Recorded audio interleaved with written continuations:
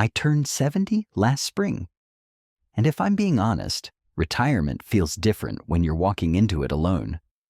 The world slows down, the house grows quiet, and you start thinking a little deeper about the choices that brought you here. I'm not rich, never was, but I sleep well at night.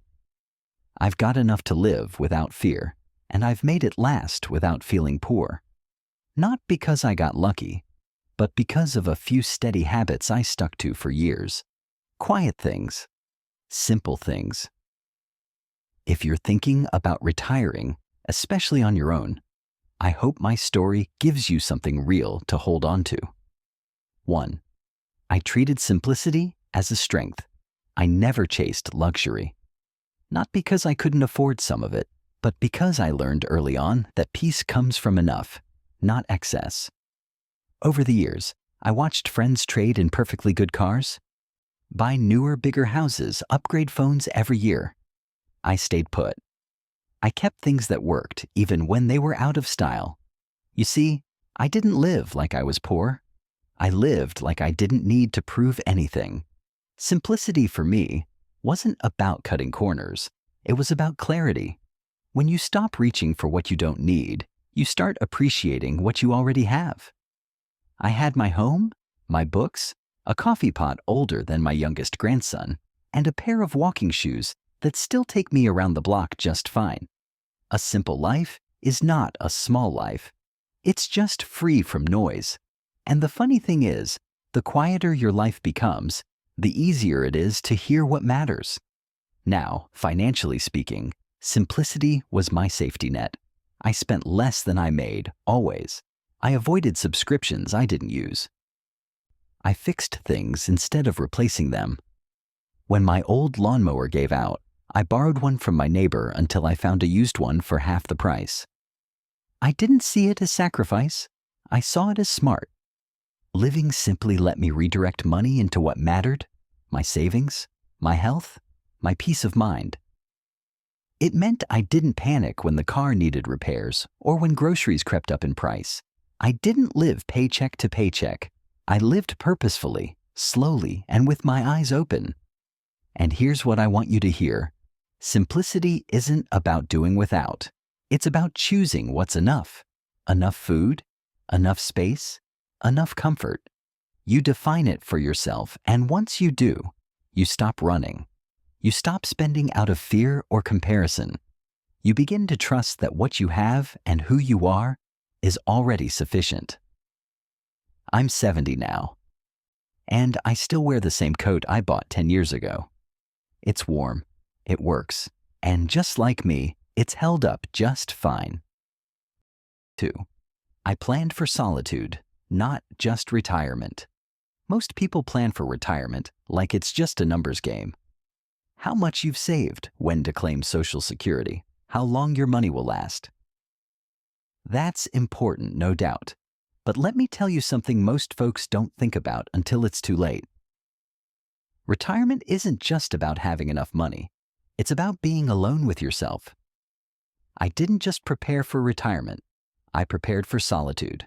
After my wife passed, the quiet in the house changed. It wasn't peaceful anymore. It was sharp. I realized then that emotional loneliness can lead to financial mistakes. You buy things to fill space. You travel to avoid silence. You spend to distract yourself from the ache. So I made a choice. I accepted that solitude would be part of this season of life, and once I stopped fighting it, I started planning with it in mind. That meant budgeting for little things that make a big difference when you live alone, like having groceries delivered when I don't feel well enough to drive, or paying a young neighbor to shovel the snow so I don't fall and break a hip, or keeping a bit of money set aside for a handyman, because climbing ladders at 70 isn't bravery, it's foolishness. I also made sure I wouldn't be isolated. I joined a local book group at the library. I call my daughter every Sunday no matter what. I even built in a small coffee fund each month to treat a friend to breakfast now and then. Connection doesn't have to cost much, but if you don't plan for it, you risk cutting it out. And here's the hard truth. When you retire alone, you need more than financial independence. You need emotional resilience. And that comes from making wise, quiet choices before you're desperate, from admitting to yourself that being alone is not the same as being lonely, unless you ignore it. I didn't wait until I broke down to build a support system. I made it part of my plan, just like my savings, just like my will, just like my grocery list. And that's the habit. Plan for solitude, not just retirement, because no one gets to skip this part of life. But you can go through it with grace, dignity, and the right kind of preparation. 3. I said no without explaining. There comes a time in life when you realize that your energy, your time, and yes, your money, they're not unlimited. And when that moment came for me, I made a quiet but powerful decision. I started saying no, and I stopped explaining myself. Now, that might not sound like a financial habit, but trust me, it is. You see, people don't always ask for your money directly. Sometimes it's invitations, expectations, guilt wrapped in love, a weekend trip with old buddies, a kitchen remodel my daughter thought I deserved, a new phone because mine looks like a fossil. And every time, saying yes would have cost me, not just dollars, but peace. At first, I felt bad, especially with family. You want to give, to say yes, to stay connected. But here's what I learned. If you can't say no to others, you'll end up saying no to yourself. So, I made a rule. If something didn't fit my budget, the real budget, not the one I wished I had, I'd say no, not maybe, not let me think about it. Just a calm, kind, firm no. And I didn't follow it with a list of reasons or excuses. I didn't need to justify protecting my own stability. The funny thing? People respected it more than I expected. My son, for example, once asked if I wanted to chip in for a beach house rental. I told him, "That's not in my plan this year, but I hope you all have a great time." He didn't push. In fact, he offered to cover my part. I politely declined again, and we moved on. No drama, no guilt. Saying no is a kind of freedom most folks never claim. It's not rude, it's responsible. And if you're heading into retirement alone, it's one of the most important habits you can build. Because without that boundary, you'll end up spending to avoid conflict, to feel included, or to chase someone else's version of happiness. So, here's what I believe. Your money in retirement is like a garden in winter. It has to be protected, not plucked at. And every no is like putting a little fence around what you've worked hard to grow. 4. I kept a routine. After I stopped working, the day I retired, I slept in. It felt good for a little while. No alarm, no rush, no meetings. But by the 3rd week, the days started blending together. I'd wake up whenever, eat whenever, sometimes skip shaving for days. You might think that sounds relaxing, but it wasn't.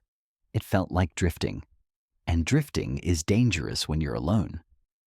So I did something simple, and honestly, it saved me. I built a routine. Now I'm not talking about packing my schedule with errands or overcommitting myself. I'm talking about a gentle rhythm to the day. A pattern that gave shape to my time, so it didn't slip through my fingers.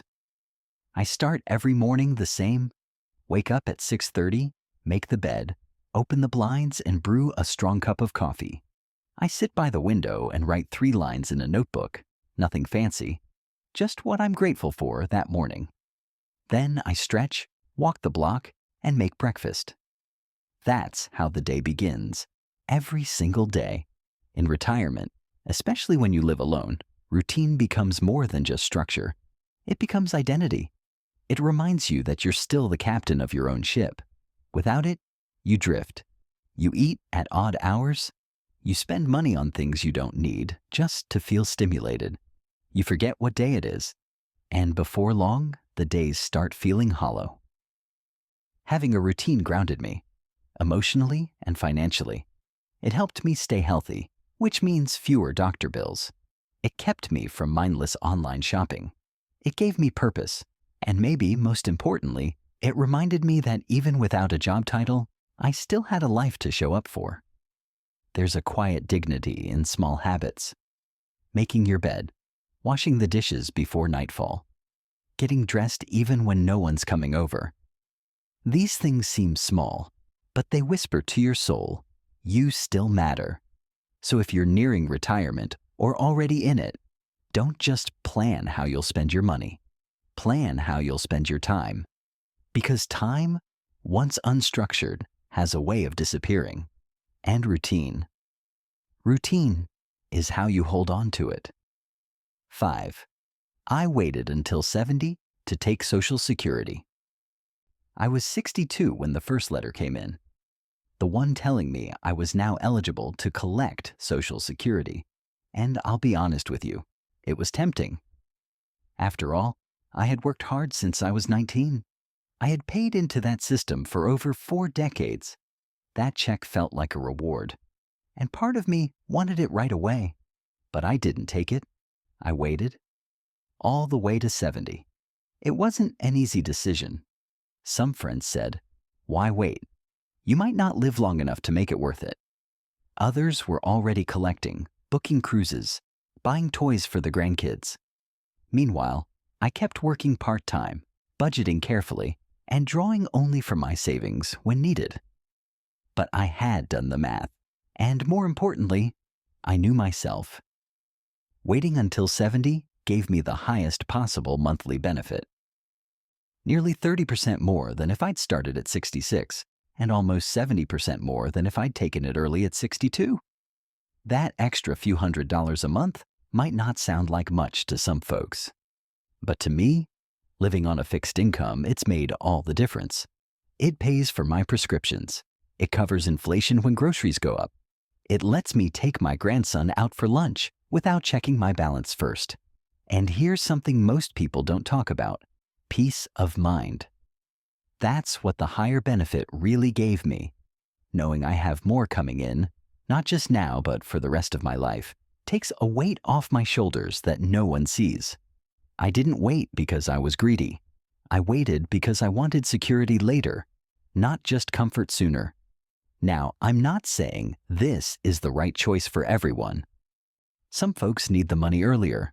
Health, job loss, family emergencies. Life happens.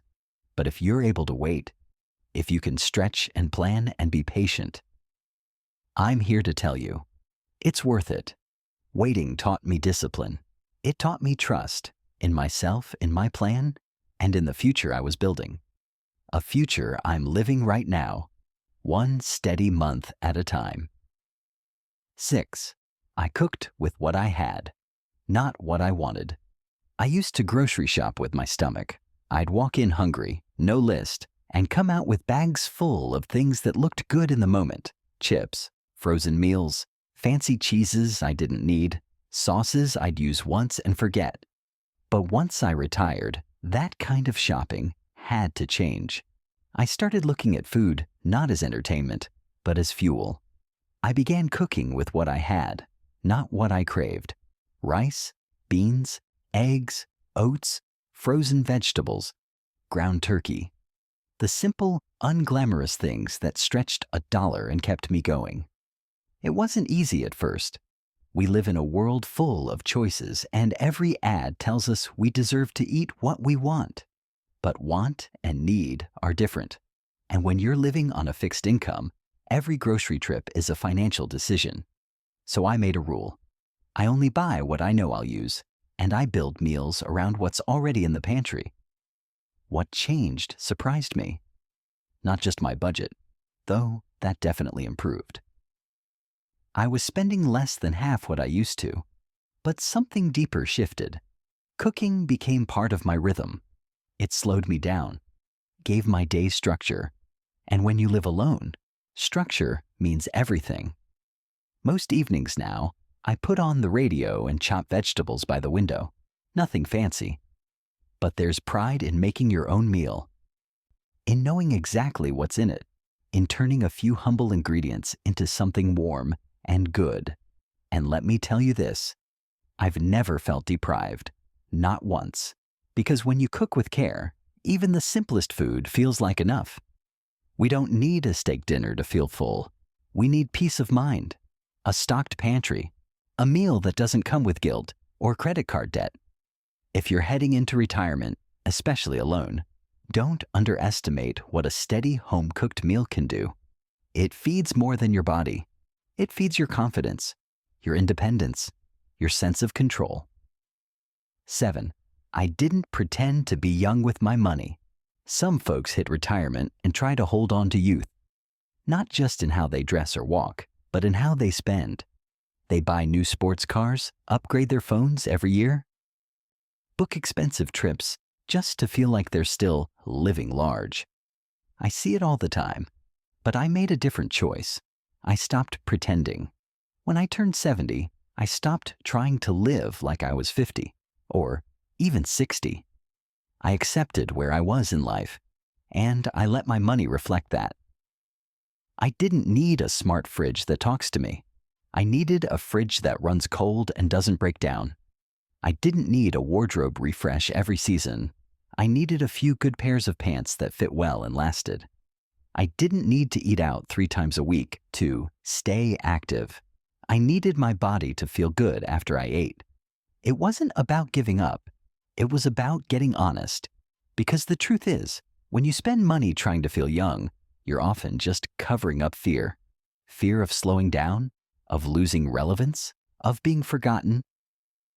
But no amount of shopping can fix that. What does help is peace. Peace with who you are now. Peace with the pace of life. That kind of peace keeps your money in your pocket. It keeps your choices grounded. It helps you say, no, I don't need that. Not out of lack, but out of clarity. I still enjoy life. I treat myself now and then. A good book, a weekend visit to my daughter, a nice coffee. But I don't spend to chase an image of myself that no longer exists. That guy served his time. Now it's my turn to live slower, wiser, more intentionally. And here's what surprised me. The less I spent trying to look young, the younger I felt inside. Because there's freedom in letting go of appearances. There's joy in embracing this season of life for what it is, not what it used to be. So, if you're standing at the edge of retirement, here's my advice. Don't let pride drain your wallet. Don't let fear push you into purchases you don't need. Age isn't a problem to solve. It's a truth to respect. And when your money reflects that truth, you'll be amazed how far it goes. 8. I maintained what I owned. There's a saying I've come to believe deeply. Take care of what you have and it will take care of you. That goes for your car, your home, your body, even your relationships. In my working years, I wasn't always good at maintenance. I'd let things slide. I'd wait for the leak to get bigger, for the noise in the engine to get louder, for the ache in my back to become unbearable before I'd do something about it. But retirement taught me something else. Small problems become expensive if you ignore them. So I made it a habit. Not a flashy one, but a steady one. I clean the gutters every spring and fall. I change the filters in my heating system. I patch small cracks before they grow into repairs I can't afford. I take my car in for oil changes even when it still feels fine. And I take the same approach with myself. I go to my checkups. I take my blood pressure meds.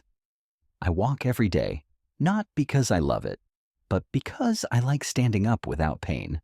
That's maintenance too. Of the most important kind. This habit saved me thousands over time. But even more than the money, it saved me from stress, from emergencies, from feeling helpless. When you stay ahead of the wear and tear, life becomes calmer. You feel prepared instead of panicked. A friend of mine used to laugh at how often I checked my water heater or tested the smoke alarms. Then his heater broke in the middle of a February freeze. He spent almost $2,000 replacing it. I spent $40 the year before on a routine tune-up. Retirement is no time for surprises. Preventing a problem is always cheaper than fixing one. And when you live alone, You can't afford to wait for someone else to notice what needs attention. You are the one who sees the little things, and you are the one who decides to act on them. It's not exciting, but it's empowering. Take care of what's yours. Maintain it with care and attention. That's not just being frugal, that's being wise. And wise habits make a quiet life not just possible, but deeply satisfying. 9. I asked for help before I needed it. There's a kind of pride that settles into you after a lifetime of taking care of yourself, paying your own bills, fixing your own leaky faucet, carrying your own groceries. And for the longest time, I thought asking for help meant weakness. But getting older taught me something different. Asking for help isn't a failure, it's a form of wisdom. It took me a while to get there. I still remember the first time I asked my son to come over and help me move an old cabinet out to the curb. I almost didn't make the call. I thought to myself, you've always done things on your own. Why start needing help now? But then I thought again. What's more foolish, asking for a hand or throwing out your back trying to prove something?